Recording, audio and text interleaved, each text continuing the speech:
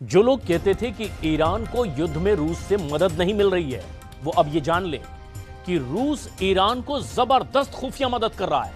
America की Washington post को pentagon के 3 अधिकारियों ने यह जानकारी दी है कि रूस ईरान को बहुत जबरदस्त खुफिया जानकारियां सैटेलाइट के जरिए रियल टाइम मदद भी कर रहा है। दावा तो यहां तक किया गया कि रूस की वजह से ही ईरान ने मिडिल ईस्ट में अमेरिका के 27 सैन्य अड्डों पर भीषण हमले किए और इस वक्त ईरान तो तबाह जरूर हो रहा है, लेकिन उसने इजराइल की राजधानी तेल अवीव में इसी रूस की मदद से जबरदस्त तांडव मचा रखा है।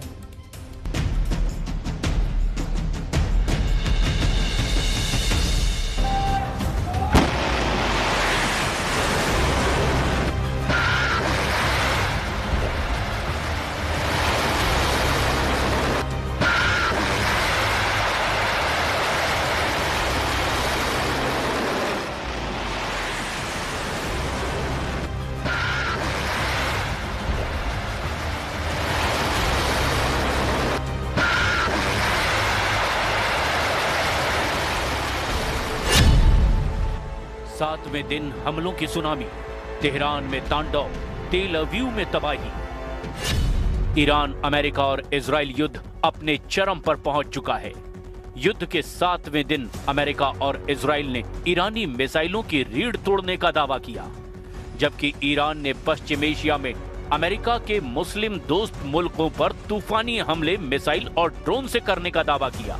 कतर, बहरीन, यूएई और इराक में भी ईरान ने हमलों से तूफानी तबाही मचाई है।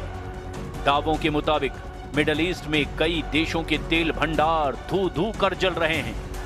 ईरान ने तो यहां तक दावा किया कि अमेरिका के विमान वाहक पोत पर ईरान ने 2 सफल हमले किए हैं, जिसकी वजह से अब अमेरिकी युद्धपोत ईरान से 1000 किलोमीटर दूर भाग गया है।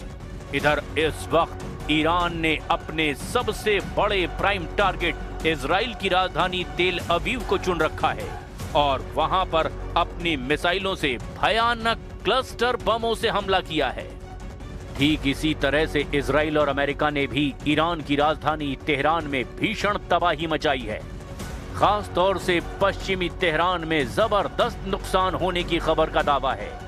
दावा तो यहां तक है कि ईरान के कुछ इलाके से जमीनी हमले की शुरुआत होने जा रही है। कुछ रिपोर्ट्स में दावा किया गया कि ईरान की IRGC के कमांडर और ईरान के विदेश मंत्री अब्बास अराक्ची ने कहा कि हम बेसब्री से इंतजार कर रहे हैं अमेरिका जमीन पर आकर ईरान पर हमला करे, हम उन्हें कुचल कर रख देंगे। यानी जंग में घटनाक्रम तेजी से बदल रहा है, लेकिन हम शुरुआत करते हैं ईरान पर इजराइल और अमेरिकी हमलों से, जो दावा किया जा रहा है कि ईरान के वायु क्षेत्र पर अमेरिका और इजराइल का पूरी तरह से कब्जा हो चुका है। ईरान में बरसे अंगारे, 90% मिसाइलें तबाह। अमेरिका और इजराइल की तरफ से जारी की गई तस्वीरों को जरा गौर से देखिए। इसमें ईरान की मिसाइलों, ड्रोन और लॉन्चरों को तबाह किया जा रहा है। दावों के मुताबिक अभी तक ईरान के 31 प्रांतों के 130 से ज्यादा शहरों पर भीषण हमले हो चुके हैं। इजरायली वायुसेना ने तेहरान पर व्यापक स्तर के हमलों की नई लहर शुरू कर दी है। इजराइल का दावा है कि उन्होंने ईरान के 80% हवाई रक्षा तंत्र और मिसाइल लॉन्चर को तबाह कर दिया है।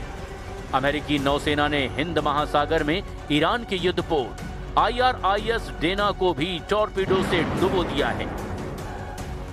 अमेरिका ने ईरान के एकमात्र ड्रोन वाहक जहाज शाहिद बघेरी को भी समुद्र में निशाना बनाने का दावा किया और वीडियो जारी कर दिया है। ईरान के एकमात्र ड्रोन कैरियर जहाज शाहिद बघेरी से ही ईरान के ड्रोन टेक ऑफ करके हमले कर रहे हैं। 7वें दिन तक इजराइल और अमेरिका ने ईरान के खिलाफ अब तक की सबसे बड़ी हवाई मुहिम का हमला किया है। इजरायली रक्षा बलों के चीफ ऑफ स्टाफ के मुताबिक अब तक लगभग 3500 से ज्यादा हवाई हमले हो चुके हैं।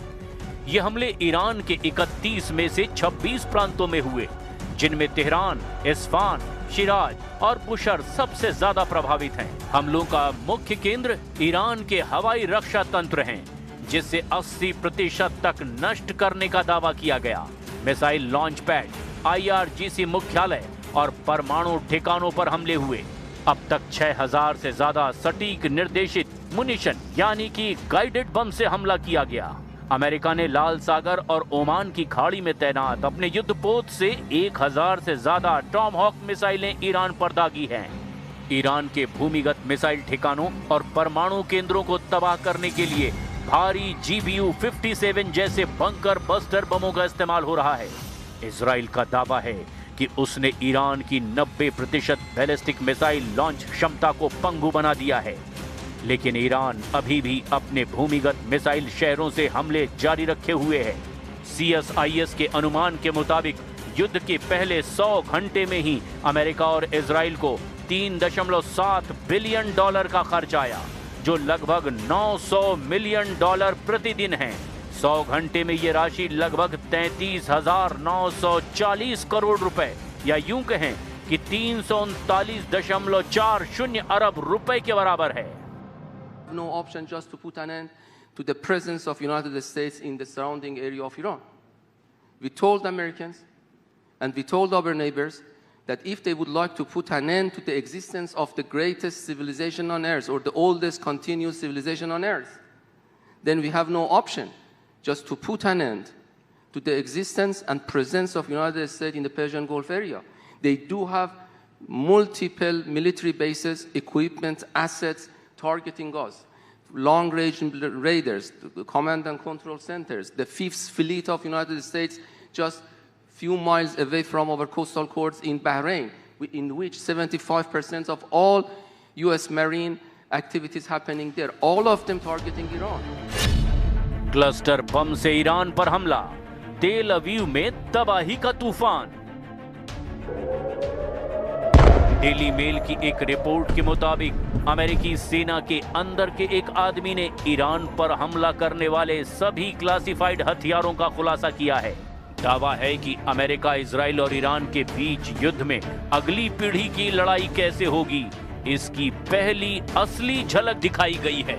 हालांकि ईरान ने 7 दिन की जंग में ही साबित कर दिया कि ईरान को मार सकते हो, झुका नहीं सकते।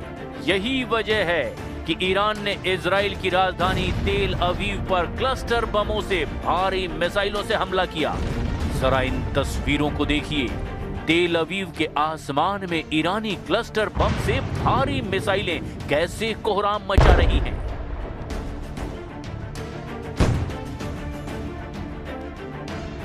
न्यूज़ 18 की टीम है लगातार युद्ध क्षेत्र में, उस जगह पर जहां पर ईरान के मिसाइल्स गिरे हैं और हुई है तबाही।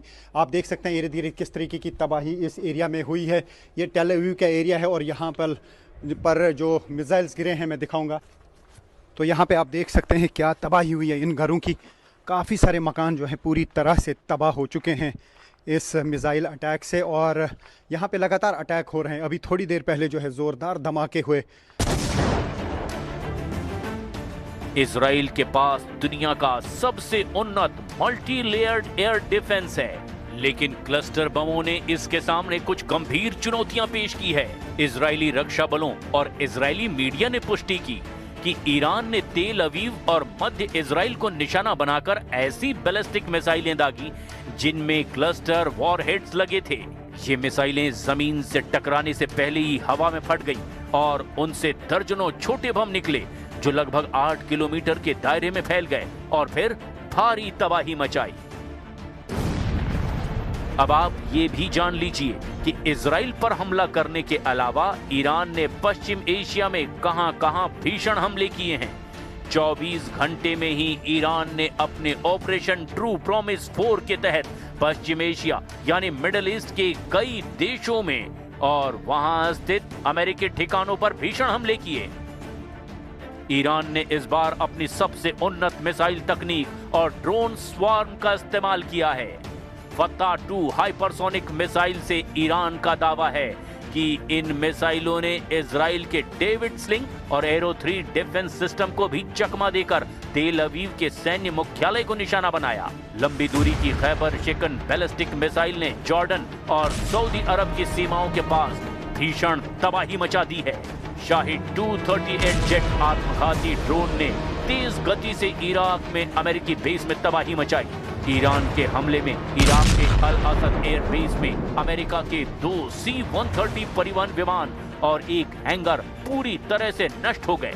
इजराइल के नेवातीम एयर बेस के रनवे को भी भारी नुकसान पहुंचा है और अब देखना होगा कि आने वाले घंटों में ईरान, अमेरिका और इजराइल एक दूसरे पर कहां-कहां और किन-किन हथियारों से हमले करते हैं।